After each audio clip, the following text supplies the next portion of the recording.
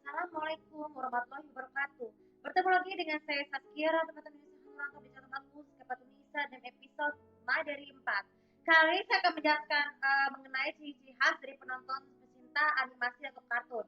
Kita sudah tidak asing lagi bahwa kita digandeng kalian yang lahir generasi Gen 90-an, pasti kalau saya tidak asingnya kalian itu yang lahir tahun 90 itu pasti pernah terlepas dari sebuah tayangan animasi atau kartun. Jadi gini guys, perkembangan sejarah animasi atau kartun itu tuh mulai berkembang muncul sejak tahun 1940-an. Yang saat itu negara Amerika yang menjadi dominannya, membutuhkan kreativitas ya. Selain itu menyusul kemudian negara Asia dan juga negara-negara Eropa lainnya, itu menciptakan animasi kartun itu untuk memberikan tontonan yang lebih bermanfaat sekaligus menghibur. Pada awalnya gini guys nih, kalau kalian yang lahir tahun 90-an itu masuk generasi ini nih Gen 90-an, kalian sudah merasa lahir ini sudah sering bakti kalian animasi judul apa kalian apa aja, tapi kebanyakan dari keluaran produksi itu dari Nickelodeon, ada yang dari Cartoon Network, Discovery, ataupun dan lain sebagainya. Ataupun dari Jepang tuh tidak, terutama yang tidak pernah terlepas dari Jepang dan Korea dan juga Tiongkok tidak pernah terlepas itu mereka serial animasi. Namun di tahun 2000-an, serial animasi yang paling itu tuh juga berkembang pesat dengan perkembangan adanya teknologi ya. Misalnya ada beberapa animasi yang mengadaptasi film Indonesia, misalnya Chosen, Ananta. Nih kalian yang lahir tahun 2000-an tuh pasti film itu asing lagi karena kenapa? Karena referensinya tuh sama dengan Ananta ataupun gabungan Ananta di Habibie, karena anak terutama itu namanya kalian nyengir tuh ada Tabuti jadi Habibie ya. Ya so itu ya. Terus selain itu juga animasi Jepang tuh mulai berkembang pesat tuh dengan adanya gambar yang bagus, teknologi yang canggih. Nah, seiring itu juga serial animasi yang paling besar tuh berkembang berbeda genre ya. Berbeda genre negara Asia maupun negara Hollywood. Namun tanpa disadari juga serial animasi atau kartun itu sering kali itu mengalami perkembangan yang ini yang mengalami permasalahan di beberapa TV Indonesia. Misalnya salah satunya GTV. Mungkin beberapa animasi yang lawas keluar lawas 2000-an itu sudah lama tidak ditanyakan itu karena beberapa alasan low budget. Apa itu low budget? Jadi kekurangan budget yang untuk sehingga menetapkan sponsor sebagai masterpiece. Ataupun dari negara Malaysia, tapi animasi Malaysia itu udah mulai berkembang sejak tahun 90 80-an ya. Awalnya tuh grafiknya tuh kan masih terbilang dari kayak lukisan tangan, tapi alhamdulillah Malaysia tuh udah mulai berkembang pesat juga dengan perkembangan serial animasi ya. Seiring karena kepopuleran penontonnya, karena dianggap animasi Malaysia itu sebagai animasi lokal yang tayang di Indonesia. Sampai sekarang berkembang dari tahun 2007 sampai sekarang satu Upin Ipin yang alhamdulillah juga mulai September 2024 tuh Upin Ipin sama investor tayangannya ke RCTI selain di MSTV karena dianggap selain animasi paling masterpiece lah hampir 17 tahun mengudara.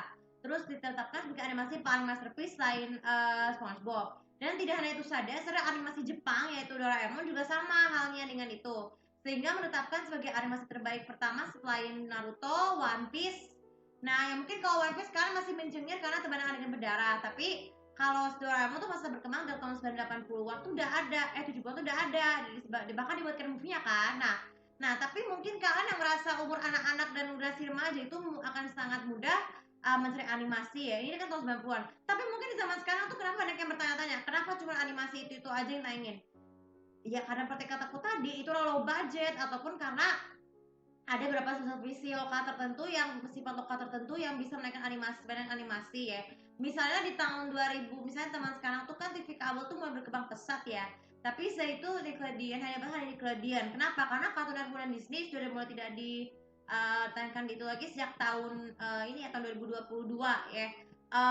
Karena seiring itu juga Nickelodeon itu tidak ditayangkan di Cartoon Network, tidak ditayangkan di Cakevision atau video net parabola ataupun di Republik tapi menyesuaikan Nickelodeon saja karena dianggap terlalu karena alasan LGBT terus mengandung unsur tontonan dan sesuai untuk anak-anak ya mungkin karena sasaran kalau Happy Tree misalnya Happy Tree itu merupakan satu-satunya kalor yang paling bersifat LGBT dan juga berbahaya jika ditonton bagi anak-anak jadi memilih tontonan yang tepat itu zaman sekarang tuh sehingga manfaatkannya dengan sebagai YouTube Kids ataupun YouTube biasa untuk mencari animasi lawas seperti yang saya lakukan waktu ke situ tuh nah saya akan menyebutkan juga ciri-ciri peserta serial kartun atau animasi. Pertama, untuk usia anak-anak, serial kartun itu juga digunakan untuk melepas rasa penuh dan bosan. Kita tahu bahwa membatasi waktu anak-anak itu adalah sekitar jam 2 jam. Jadi batasi waktu juga dengan setelah kita belajar sama kalau mengerjakan tugas, kita pasti akan jenuh. Jadi batas menonton kartun yang paling sesuai itu adalah hari libur dan juga Sabtu dan Minggu supaya anak-anak tuh bisa lebih fokus dan mencari pelajaran Kemudian yang kedua, ciri-ciri yang suka menonton animasi nih. Jadi ciri-ciri itu ada tidak terlalu terdistraksi dengan sinetron.